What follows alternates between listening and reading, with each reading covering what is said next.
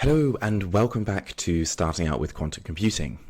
I'm your host Lloyd, and I think I have an interesting one for you this time. So we're talking about the Pauli Exclusion Principle, and it really confused me up until now. There was an Austrian physicist and Nobel Prize winner called Wolfgang Pauli, and he devised the Pauli Exclusion Principle in 1925, over a century ago.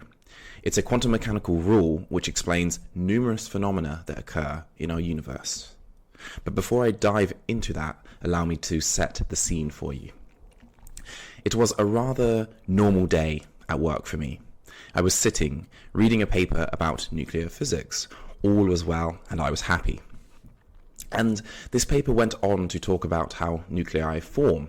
In particular, it described the formation of weakly bound nuclei, which are nuclei which have nucleons that can be removed with very little energy required. As I read on, I learnt for the first time that the reason why these nuclei remain bound, or just about, is due to the delicate balance between the strong nuclear force and the Pauli exclusion principle. The strong nuclear force, which is, by the way, the most powerful of nature's four fundamental forces, is responsible for gluing protons and neutrons together. Without it, nuclei wouldn't exist, and neither would atoms, neither would people, for that matter, which are made of atomic nuclei. Although on the surface this seemed fine, something didn't feel quite right.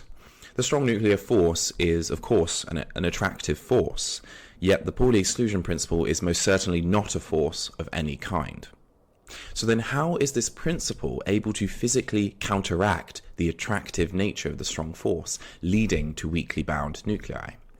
And to answer this question, I would need to consult the man himself, Wolfgang Pauli. Wolfgang Ernst Pauli was born in Vienna in 1900. His father was also called Wolfgang Pauli, confusingly, and his mother Bertha Schutz. Wolfgang's middle name, Ernst, is rather iconic, as it is taken after his godfather Ernst Mach, the inventor of Mach number. You might have heard in movies about military jets going past Mach 1 speed or Mach 2. Just 2 months after graduating from secondary school with a distinction, Pauli published his first paper on Albert Einstein's theory of general relativity. And he would then go on to study for a PhD under Arnold Sommerfeld, a prominent German theoretical physicist whose research is foundational to current quantum mechanics and atomic physics. After receiving his PhD in 1921, Pauli spent a year at the University of Göttingen as Max Born's assistant, another renowned physicist. It was when he became a lecturer at the University of Hamburg between 1923 to 1928 that he would develop the Pauli exclusion principle, one of the most important rules in quantum mechanics. But let's continue Pauli's story quickly. Pauli was appointed professor at ETH Zurich in 1928, and he was awarded the Lorentz Medal in 1930. That's a very big award. Decades later, he was awarded the Max Planck Medal, but fell ill with pancreatic cancer that same year, dying in December 1958. However, his important contributions to the field of quantum mechanics lived on and have become a cornerstone in our knowledge of the quantum world today. There is also an interesting story regarding his last moments in Rotkreuz Hospital in Zurich. Throughout Pauli's life, he had been chasing a particular number in his research. This infamous number was the fraction 1 over 137, which is nearly exactly the value of the fine structure constant, a dimensionless constant that quantifies the strength of the electromagnetic interaction between charged particles. When his last assistant, Charles Enns, went to visit, he asked Charles, "Did you see the room number?" It was 137.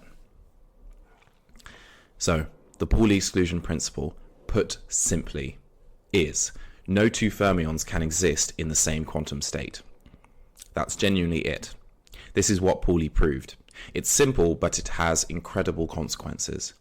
To be a little more specific, the full principle states that multiple fermions, which are particles with half-integer spins, such as the electron, cannot occupy the same quantum state. It would probably take too long to discuss what makes a particle a fermion, but simply think of fermions as things such as electrons and protons and neutrons. Pauli was able to derive this phenomenological rule based on atomic spectroscopy experiments of the time. These experiments showed phenomena that could not be described by the latest atomic model theories. Although his proposal of electrons obeying this exclusion principle came first in 1925, he would generalize this to all fermions with his spin statistics theorem in 1940.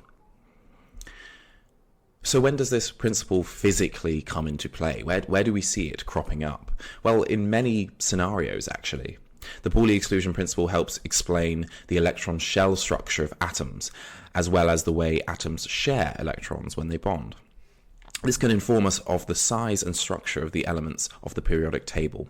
It also helps us figure out the chemical behavior of the elements, such as which elements are more or less reactive, or which will react with others.